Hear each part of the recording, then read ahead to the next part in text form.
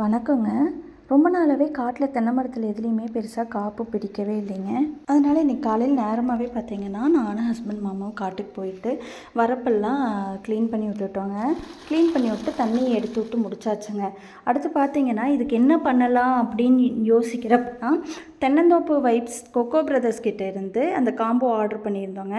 ஒன்று பார்த்தீங்கன்னா நியூட்ரியன்ட் வைப்புங்க, மரத்தோட ஊட்டச்சத்து அதிகப்படுத்துறதுக்கும். இன்னொன்று பார்த்தீங்கன்னா காப்பு அதிகப்படுத்துறதுக்கு ஈல்டு வைப்புங்க. காப்பு நம்ம மரத்தில் இருக்குது, ஆனால் பெருசாக பிடிக்க மாட்டேங்குது அப்படிங்கிற மரத்துக்கு பார்த்திங்கன்னா 6 லிட்டர் தண்ணியில் 2 மருந்தும் 100 மில்லி 100 மில்லி கலந்து நல்லா வேரில் பிடிக்கிற மாதிரி ஊற்றி விடணுங்க.